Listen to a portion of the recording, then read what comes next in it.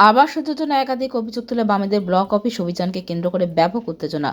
পুলিশের গড়া ব্যারিকেড ভেঙে ফেলে বাম নেতাকর্মীরা। মানিকচক ব্লক প্রশাসনিক ভবনের মূল গেটে ব্যারিকেড ভেঙে ভিতরে ঢুকে যায় বাম নেতাকর্মীরা। পরিস্থিতি মুহূর্তের মধ্যে নিয়ন্ত্রণের বাইরে চলে যায়। পরে বিশাল পুলিশ বাহিনী এবং বাম নেতৃত্ব পদক্ষেপ নিয়ে পরিস্থিতি সামাল দেয়। আবাস যোজনা সহ একাধিক অভিযোগ সামনে রেখে বৃহস্পতিবার মানিকচক ব্লক প্রশাসনিক ভবন ও ভূমি সংস্কার দপ্তর ঘেরা অভিযানের ডাক দেয় বামফ্রন্টের শাখা সংগঠন মিলিতভাবে। প্রথমে বাম নেতা কর্মীরা মানিকচক ব্লক প্রশাসনিক ভবনের সামনে মিছিল করে পৌঁছায়। প্রশাসনের বিরুদ্ধে একাধিক ক্ষোভ থাকায় রীতিমতন ফেটে পড়েন বাম নেতা কর্মীরা। বাম নেতৃত্বের অভিযোগ, যারা যোগ্য তাদের আবাস যোজনা তালিকা থেকে নাম বাদ দেওয়া হয়েছে এবং অযোগ্যদের নামে তালিকা ভরিয়ে দেওয়া হয়েছে। প্রশাসনের এক শ্রেণীর আধিকারিক সহ রাজ্যের শাসক দলের নেতৃত্বরা এর পেছনে যুক্ত, এমনই অভিযোগ বাম নেতা কর্মীদের।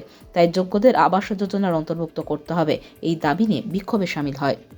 মানিকচক ব্লকে বিডিও অফিস আর এলআরও অফিসের সামনে CI2, AIKS, AIAWU, AIDWA, DYFI, SFI মানে ছাত্র যুব মহিলা কৃষক শ্রমিক ক্ষেতমজুর সংগঠন, লাল ঝান্ডা এবং শ্বেত পতাকাও আছে। তারা হচ্ছে আজকে আমরা ডেপুটেশনে এসেছি। তার সাথে প্রায় 6-7 হাজার মা এবং মানুষরা এসেছিলেন। মুখ্যমন্ত্রী দাবি করছেন যে সব মানুষের সমাধান হয়ে গেছে। তাহলে তারা আবেদনপত্র পূরণ করে তারা এখানে এত মানুষ এলেন কেন? তারা এসে অভিযোগ করছেন আমাদের লক্ষ্মী ভাণ্ডার হয়নি, কেউ বলছেন আমাদের পাট্টা রেকর্ড হচ্ছে না, কেউ বলছেন বিড়ি শ্রমিকের 202 টাকা মজুরি দিচ্ছে না, আবাস যোজনায় যোগ্য অযোগ্য, তবে তো যোগ্য তালিকায় দেখছি দোতলা বাড়িরও নাম আছে। আবার কেউ যদি কমপ্লেন করতে যাচ্ছে তার বাড়ি আক্রমণ হচ্ছে, দক্ষিণ চণ্ডীপুরে ঘটেছে। তাহলে আমরা যাব কোথায়? সরকারি আধিকারিকদেরই তো দায়িত্ব নিতে হবে।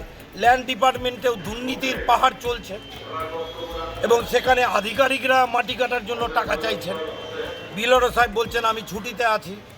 তাহলে আজকে সেই দাবিগুলো নিয়ে, যেমন গদাই হাইল্যান্ড, দক্ষিণ চণ্ডীপুরে লক গেট, ভূতনিতে জানুয়ারি মাসে সেচ দপ্তরকে হচ্ছে যে বাঁধ নির্মাণ করতে হবে, নাহলে ঘেরাও হবে, সেচ দপ্তর ছাড়া হবে না।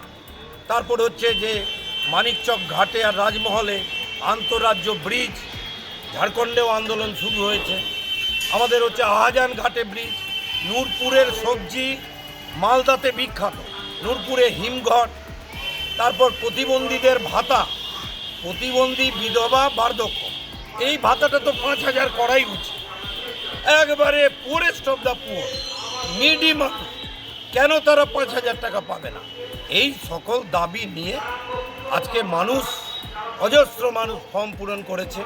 আমি ফোনে বিডিও সাহেবকে কথা বলি, নিয়ম অনুযায়ী মানুষ যদি লাইন দিয়ে রিসিভ সেকশানে জমা দেন তাহলে তো রিসিভ দিতে বাধ্য। বিডিও সাহেব লেখেন রিসিভ নট ভেরিফাইড। আমি কথা বলেছি, উনি বলেছেন যে যখন চলে এসেছে তালিকাগুলো নিন, পরবর্তীকালে লিস্টটা দেবেন, আমরা সেটা রিসিভ সেকশানে রিসিভ করব। সরকার যদি আমাদের উদ্যোগ নিতে বলে সেই বিষয় নিয়ে আমরা বললাম আমরা আপনাদেরকে হেল্প করছি। যাদের আবাস যোজনায় নাম নাই এই তালিকা, আপনারা এই ব্যাপারে ইনকোয়ারি করে প্রয়োজনীয় ব্যবস্থা নিন। ফলে এইসব সরকারকে আমরা সহযোগিতা করতে এসেছি আর ঘুম ভাঙাতে এসেছি, যে সরকারের ঘুম ভাঙছে না এবং আগামী দিনেও এই দাবিগুলো নিয়ে আজকেই শেষ না। আরআই অফিস, অন্যান্য অফিস, বিড়ি শ্রমিকের মজুরি নিয়ে লেবার ডিপার্টমেন্টকে, বিড়ি কন্ট্রাক্টরদের ডাকতে হবে। সব দাবি নিয়ে লাল ঝান্ডা রাস্তায় থাকবে, মানুষের সাথে থাকবে। আছেই আমরা নূরপুরে দেখছি পঞ্চায়েতের একজন কর্মী, তার আমি নিজে চিনি, নাম বললে তো এখন তো দক্ষিণ চণ্ডীপুরে একজন যুব কয়েকটা নামে কমপ্লেন করলো, তার বাড়ি ঘর জ্বালিয়ে। তাহলে মানুষ তো ভয়ে আপত্তি করছে না। সরকারি আধিকারিকদের কেন শোকজ করা হচ্ছে না যে আপনি ভুল করেছেন? 3 ভাবে ইনকোয়ারি হচ্ছে, একটা থানা করছে, পঞ্চায়েত করছে, সরকারি কর্মচারীরা করছে। তাহলে কি করছে?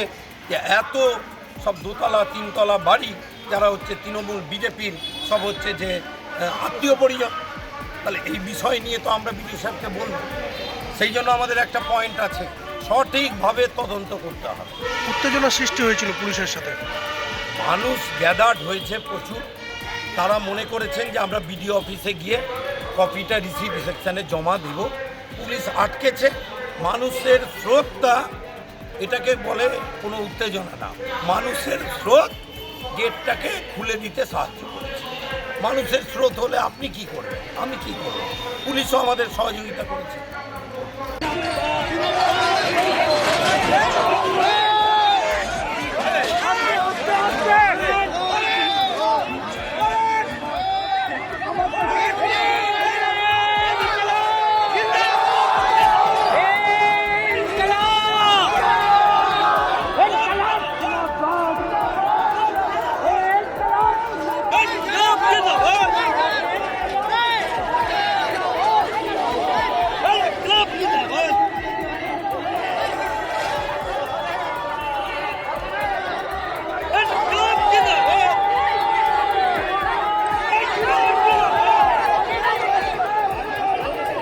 Bureau news Bangla.